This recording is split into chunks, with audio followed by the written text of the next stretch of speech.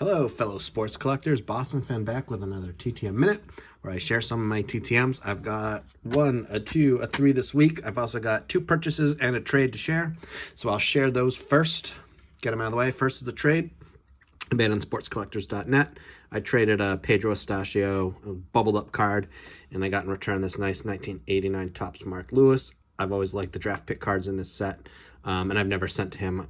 His cards are buried in one of my childhood boxes that I haven't had the time or really willingness to dig out. So I was glad to add this to my collection.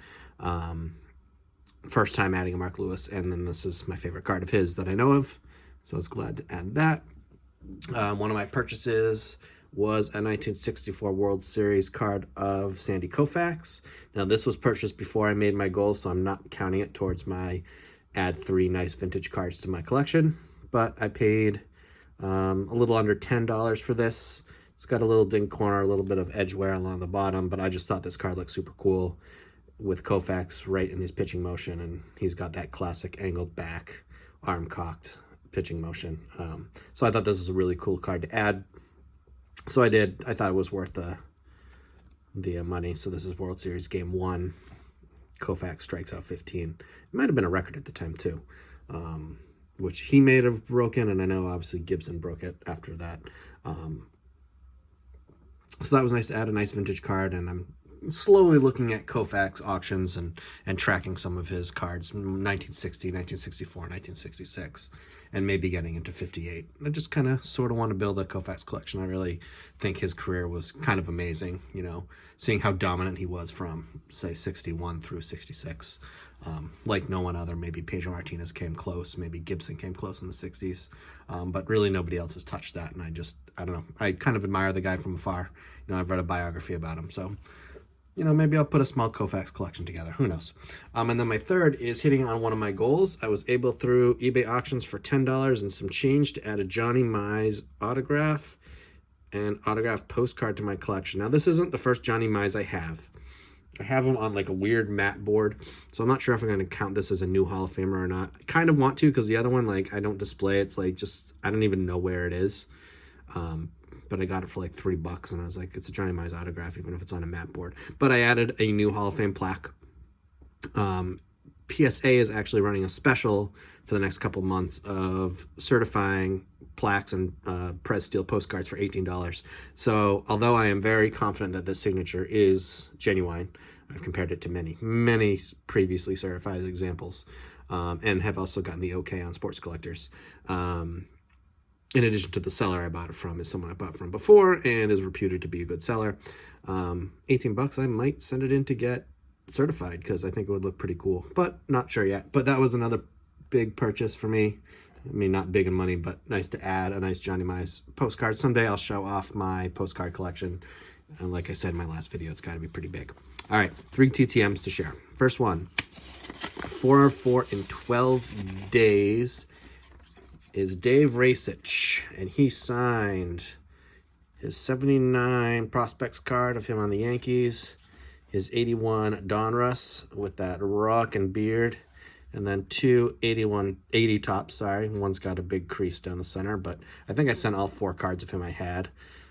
I don't know, I like the prospect card, but I kind of like him rocking that 81 Donruss look. Rajsich spent 3 seasons in the major leagues, 1 additional season in the Japanese League. He went 3-4 with a 4.60 ERA for the Yankees and the Rangers. His brother, whose name escapes me right now, also played in the major leagues. He mostly pitched out of the bullpen. I think he had 6 or 7 starts in his big league career out of 50-something games. So, you know, not terribly successful, but again, you know, he's going to have cards popping up for you in those late 70s, early 80s. He's got a nice signature. Blue ink is really nice. You know, good signature to add. Just one of those general common players, and again, like I've always stated, I'd rather have ink on their cards than their cards sit in a box and just waste away in my basement. Next one up, 3 of 3 in 45 days is, oh, by the way, the Rajsich is new to my collection, as is the Mark Lewis. Is another new one, Steve Trout. So we'll see what this is. He signed it, my 87 Topps, my 84 Topps, and his 81 Topps. I don't know if that's his rookie card. Probably not, but might be. So it was 3 of 3. I kind of like the 84. There's a print line in that, but whatever. Nice to get Steve Trout back. Hello, baseball friend. Please reach me by email at srt33fastball@AOL. Who's got an AOL account like my father? My store has a few items that might interest you. A sports travel pillow. Okay. Yeah, also has a loosey-goosey great story for everyone, a baseball book. If you want to pause the video and read it, I'm not going to read the whole thing here. You can buy an 8x10 picture. He does shout-outs to people. Cool. I'm going to keep that to the side and maybe take a look at his website later and just see what he's got. But it was really nice of him to sign 3 of 3, Mr. Trout. Thank you for those. He spent 12 years in the big leagues with the White Sox, the Cubs, the Yankees, the Mariners. He's most known for his time with the Cubs because he was on one of my favorite teams of all time, the 1984 Cubs. Before I was really a fan, but through the Sega Genesis game RBI Baseball 3, you could play old teams, the playoff teams of the 80s. I love being the 1984 Cubs, so I've got a little affinity for them just from playing them so often with my buddy Aaron back when I was growing up. That year he went 13-7 with a 3.41 ERA for that team. He won Game 2 of the NLCS against the Padres, the last one that they would win, as the Padres, of course, came back and won the next 3 games to take the pennant.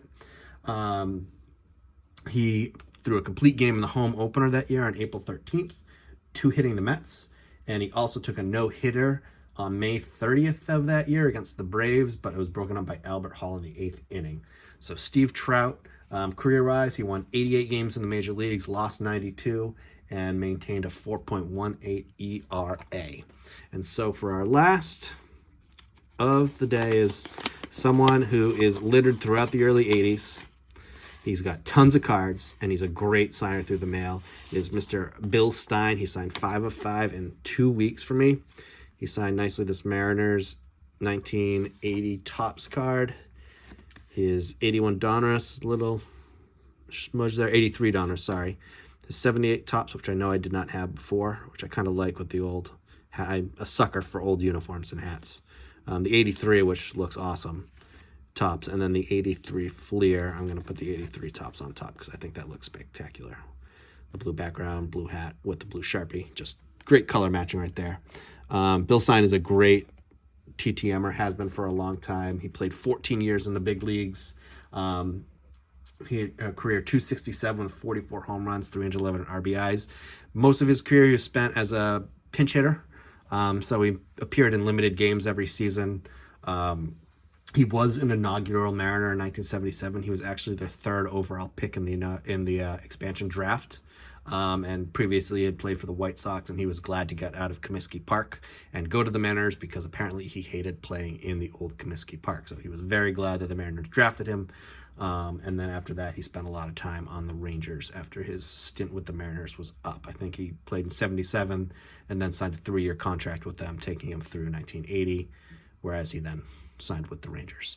But that's it for me. My TTM minute, of course, isn't really a minute, but that's my TTMs for the week. 2 new autographs TTM, the Rajsich, the Trout, a new one through a trade, what I'm considering a new one, purchased the Hall of Fame plaque, a nice get in Bill Stein and his zillion early 80s cards, and then that sweet Koufax card. I hope you enjoyed the video. I hope you found it informative. Until I have a chance to get some more returns, I hope you guys do well, and I will speak to you again soon.